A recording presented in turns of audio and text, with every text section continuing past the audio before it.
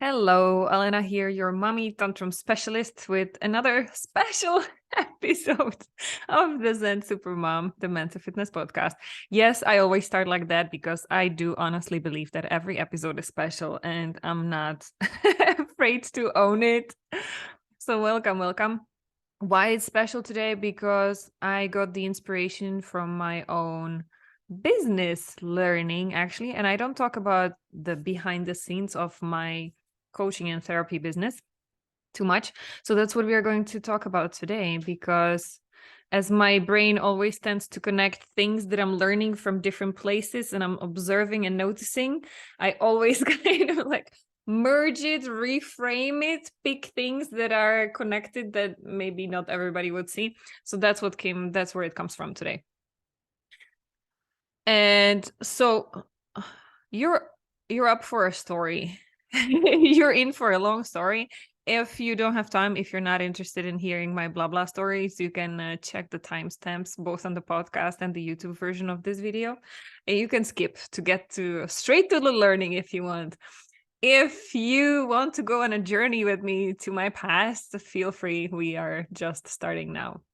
So the story of my business and how I will pick just the pieces that are relevant for where I want to get with you today, which is the tracking and measuring actually where you want to get. So I discovered my passion for coaching quite early on in my corporate career. I was still one of the youngsters in the company, new hire. But I always loved learning, and I was fascinated by why people do things they do and what stops them and what blocks them, what blocked me, how could I be happier and more efficient. So when I met my first coach and then a mentor, I was just like, wow, my mind was blown, and I was always trying to find out, well, how could I do more of this? So that's why I developed from a project manager and internal marketing. I went into HR, human resources, and then blah, blah, blah. All of my career grew from there. But only when I really, the more I was getting into it, the more I was realizing that it's not enough to be a coach, even internally in a big corporation, because I didn't want to do all the other things that human resources people have to do. So I decided to invest in myself and take a course and to really become a professional certified coach while I was working full time before I had my daughter, luckily. And so I went for it. And I'm sharing this. I wanted to share with you like the little bit of the background, because I know there are lots of moms, especially those who are on a leave, like your parental leave, or now after you had kids, you had to go back to your old job and it just doesn't fit anymore. And for a lot of moms, this is attractive career, like how you can become your own boss and how you can become a life coach. And there's such a boom, especially in the last 5 years, I feel like, with all the coaching schools and certifications, and you can do it even from your home, the training. So there's so much of it. And I used to have a lot of women who came to me to actually book not a free consultation to see if we could work together, but to pick my brain, like, hey, you did this online summit, and how did you do it, and what was the tech, and how much did it cost, and how long did it take you? And I'm like, duh. That's not okay. I'm happy to share with you and help you as much as I can in these 30 minutes you book together, but that's why I'm inviting people to, yeah. But I realized that there's a big demand for it. And the big attraction also is partially because they tell you, well, you don't need any money to start with. Just invest. And sometimes they even tell you you can do it without any professional certification, because you just give good advice and you're so empathetic and you're such a good listener. And so just do it and just tell them what you did. No. So at least sometimes they tell you, yes, you do need a professional training. But then they tell you, that's it. That's all the cost you need. It's not going to cost you anything else. It's so easy because you don't need to rent a space you don't need to have inventory to sell anything. There's no transportation cost. There's like, it's so easy to do it. You don't need any, you just need your computer connected to the internet, and you can do it anywhere at any time from your home. So yeah, it sounds beautiful. But if anybody tells you this, like, it's not going to cost you anything else, run and never look back. It's not true. It's not true. And this is where I'm finally now going into my business story, because I hired and I purchased so many courses, and I hired so many courses and business mentors on the business side. So after I was investing only in my professional learning, like as a coach, therapist, and I don't even know how many certifications I got, so that I could finally didn't feel like an imposter, but that I can actually help people. So it was more about my confidence than really the ability to help, because I was able to do that. But that's, confidence is part of it as well. But then I realized, well, it's not about how many professional certifications I have. I need to get some business acumen as well, some business knowledge, because obviously I thought, like, just build it and they come. Like, just make a website and say, like, I can help you all because I'm a life coach, so I can help anybody with anything. Anybody can benefit. Well, that didn't really work. So I needed to learn from the like corporate employee mindset, shifting to a business owner mindset, to solopreneur mindset, where it's not about the amount of hours you put in, but it's about doing the 5% of the CEO work and then hiring off or delegating or just getting rid of, automating all the rest, so that you don't get just busy, but doing nothing, having no clients, no results. So for all of that, I realized I needed more than just the professional training. I needed business training, and specifically for coaches. So that's where I started investing a lot of my time, a lot of my money. I don't even know how much. I'd rather not look. I have it in my spreadsheets year by year. Like every year there was at least like 20,000 euro. Don't tell my husband. Well, it was my money, okay, my savings, but still, I think he would get a heart attack if he knew how much I spent on building this business of mine. And so, first of all, it's not true that you will not need any money to start a business. There are some people who get lucky and just the stars aligned, and maybe 1% of them just hit 6-7 figure months right when they start. That's not the case for 99% of us. So just to warn you, kind of.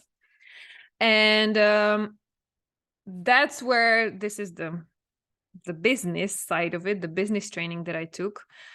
This is where I want to get in the story, because that's where I got my insight. So finally, after years, literally like 5-6 years that I've been taking different business courses and working with different mentors and coaches, finally I start to feel progress, and it's like exponential curve going up. And you might have seen it. Maybe that's also the reason why you are here, how you found this podcast. Because before, I was not on Instagram. I started just my podcast half a year ago. I didn't have any online presence, really. I hated social media. I still use it only for my business, but I realized I need to use it to attract, to speak, to share the value, and attract and filter out the right clients to work with me. So that was a huge benefit. And another reason why I love this program so much is that it helped me do what I do for my clients. And you could hear me talk about it in many of my podcast episodes. And I call it like put the eyes back on the road, right? You don't want to look where you don't want to go, all the gutters and holes on the side of the road or the trees along the road. Because the moment, if you're driving a car, the moment you start looking there, your steering wheel automatically goes there as well. And so then you're going to hit it. You're going to get into trouble. So eyes on the road, look where you're going. And more importantly, and this is finally, now I'm going back to this topic of, or I'm revealing how it's connected with the topic of this episode, measure and track your progress. Okay. Because how often, now over to you, how often does it happen to you that you get triggered, something happens, something unexpected, something you didn't like, something you didn't want, and then as if you wake up out of a dream 2 weeks later, thinking like, oh my goodness, I just spent 2 weeks complaining about this, making myself feel miserable. And like, okay, let's let it go finally. Let it go. It's what it is, or it's over now. Like, let's breathe. 2 weeks later, sometimes 2 months later, as if waking up from a bad dream where all you could hear and see in your head was that problem, like that big, black, ugly monster. You didn't know how to avoid it. And that's all you gave your energy to. You missed everything else, basically. Like there was no joy out in your life. There was nothing else was going well because this was consuming, draining out 100% of your energy. How often does that happen to you? The more often it does, the more you need this podcast episode. And the more you need to hear like what I'm now processing and what I started implementing. And I love it so much. Okay. And why I wanted to say already at the beginning of this episode that it's not, and I don't want to talk about weight loss, but I will, because it's a good example. So I'm not a nutrition coach or a nutritionist or a fitness coach in terms of physical fitness, but it is a good example because it's another case where focusing on the big, hairy, dark monster in your head, it doesn't help.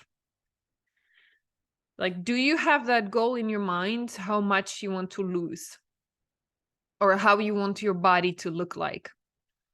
And every time you look in the mirror or you put on a clothes and you notice where it doesn't fit, where it feels tight or not the way you want, you go into those stories in your head again, like blah, blah, blah, blah, blah, blah, blah. So that's like going to that parallel of my, driving the car. You're looking at the gutters, you're looking at the trees along the road that you don't want to hit.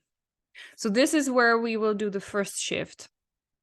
So the first shift is to focus on the goal, but in a positive way.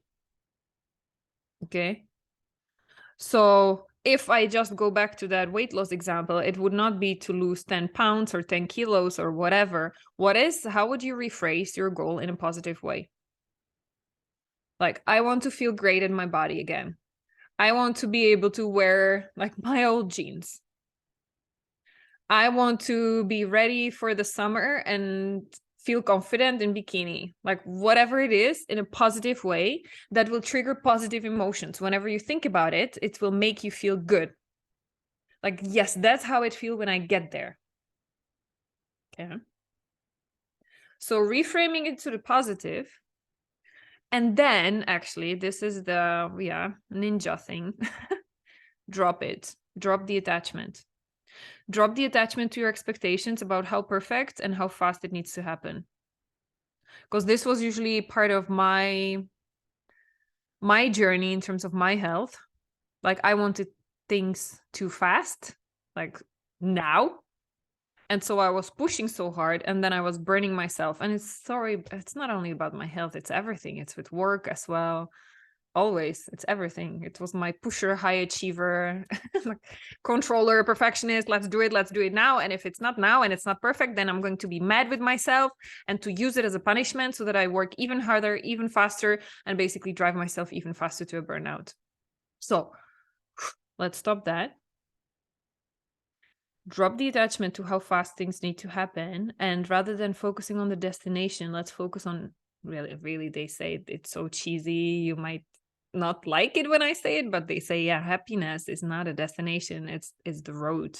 Like, it's about enjoying the journey, not being obsessed about being there already, because spoiler alert, you will never be there. It's a moving target on the horizon. You can never reach the horizon. You will reach the place you see on the horizon, and then you look forward and there will be another horizon in front of you.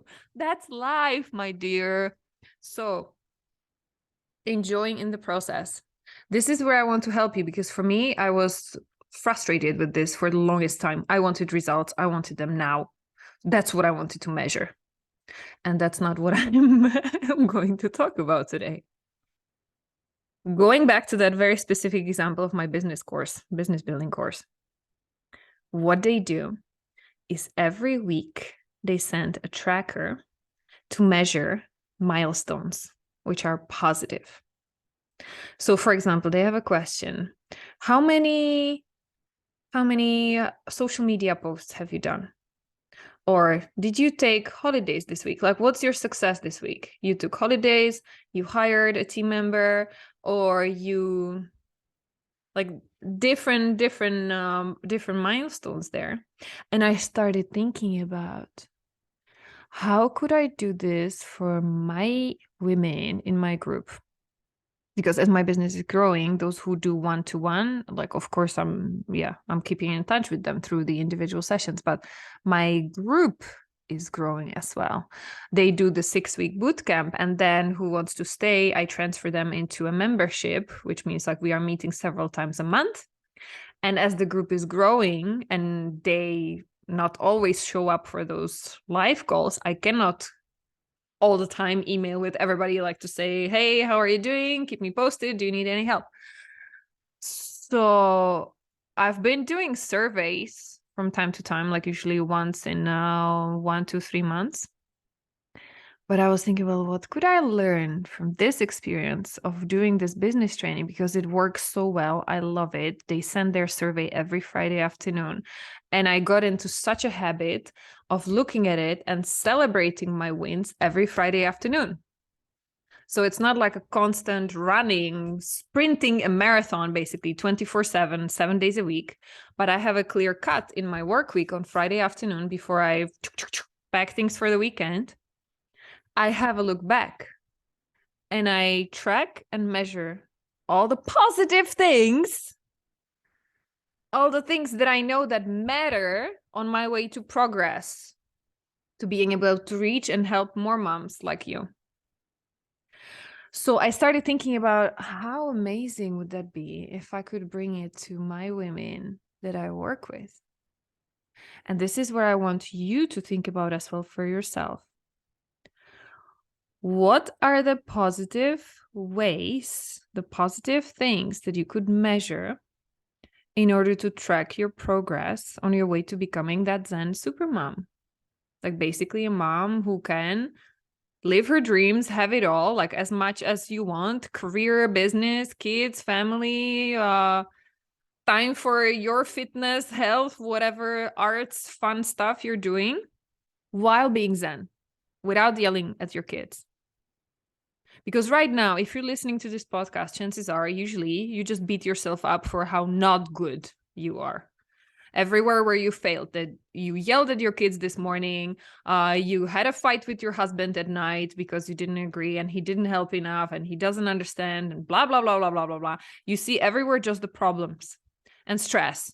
And I need to arrange this, and there's this birthday party, and I need to call this family member. And just everybody keeps asking my time and energy. I have nothing else to give. Just please leave me alone. I want to run away for a deserted island just with a drink and a book for the next month, please. Like if that's where your head is going 99% of times, you need to shift your eyes back on the road and let's start tracking positive things. So, for example, what can that be? One thing I thought about.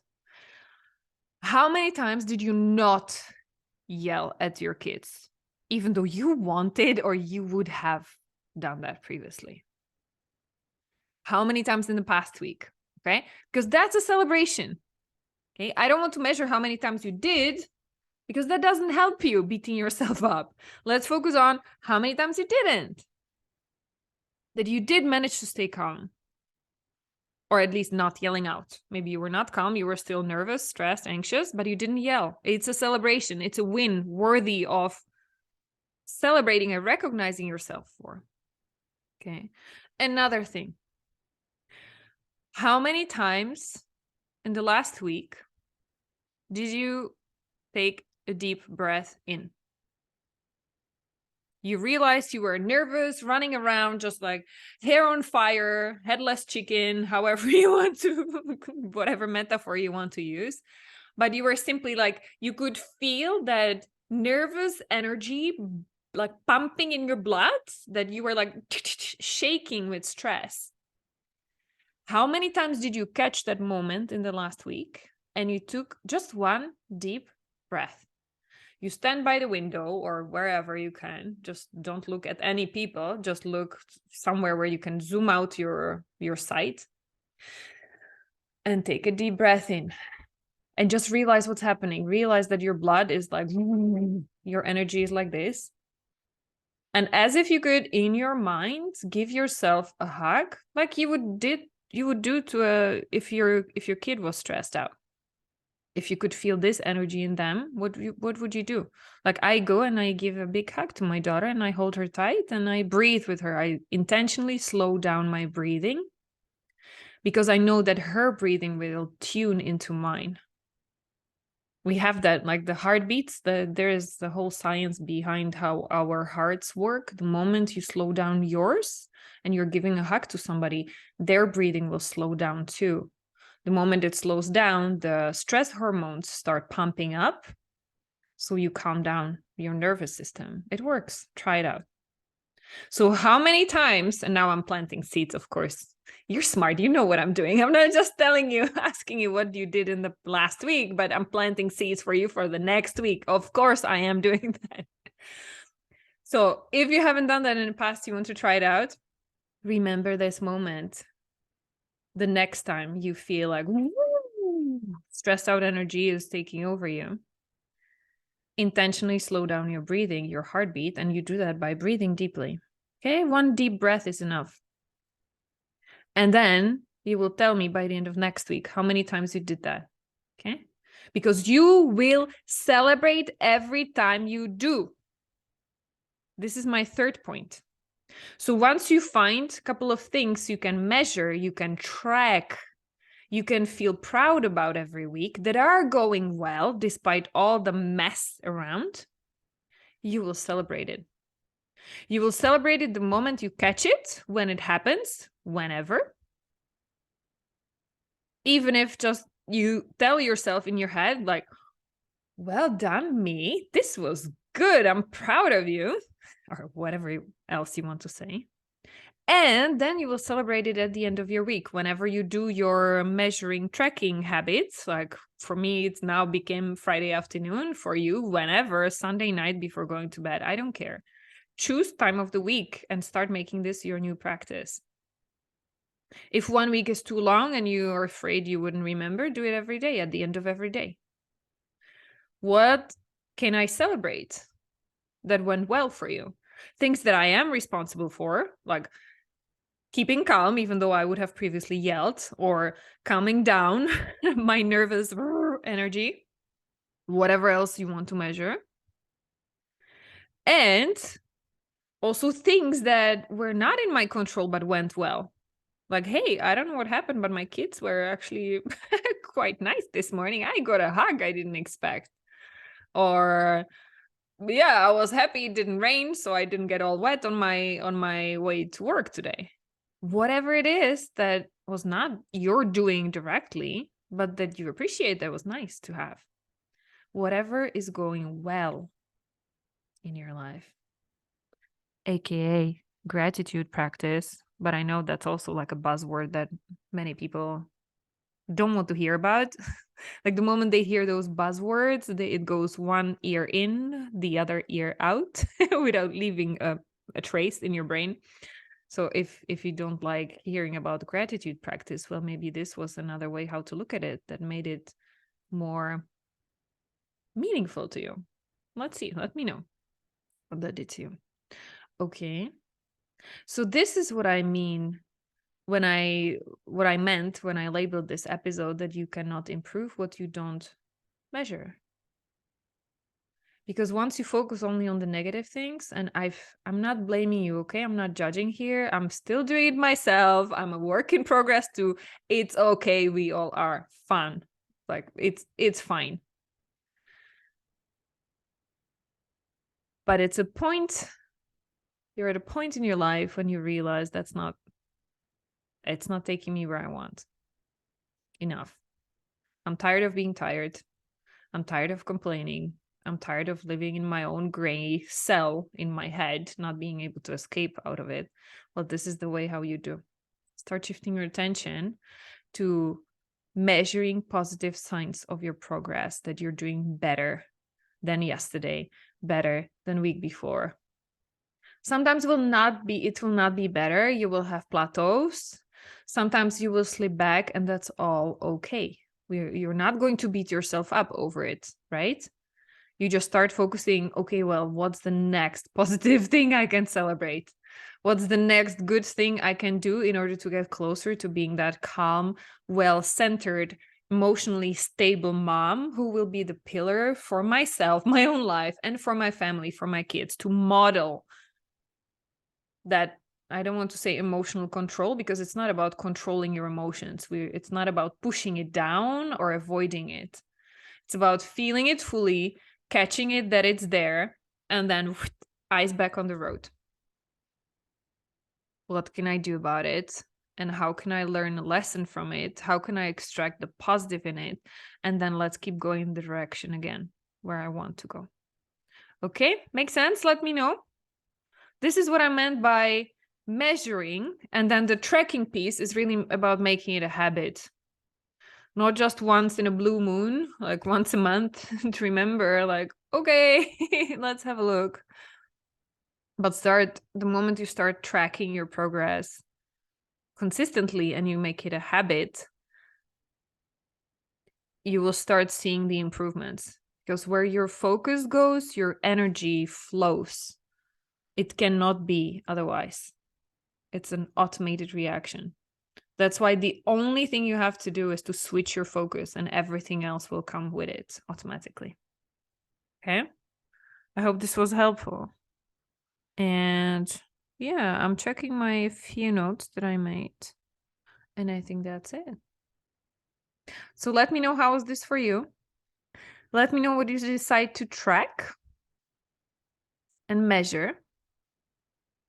And I know it's not always tangible. Like, how do you want to measure how calm you are? So I will leave that on your creativity and on your specific situation. Just play with it, have fun with it. This is not carved in stone. It doesn't have to be perfect. I would even say it must not be perfect, because perfectionism is another block that will prevent you from making those little steps and moving forward. So don't let that stop you. And keep me posted how it went for you. Keep me posted. I cannot wait to hear about your first measurements and tracking habits. Take care, Supermom.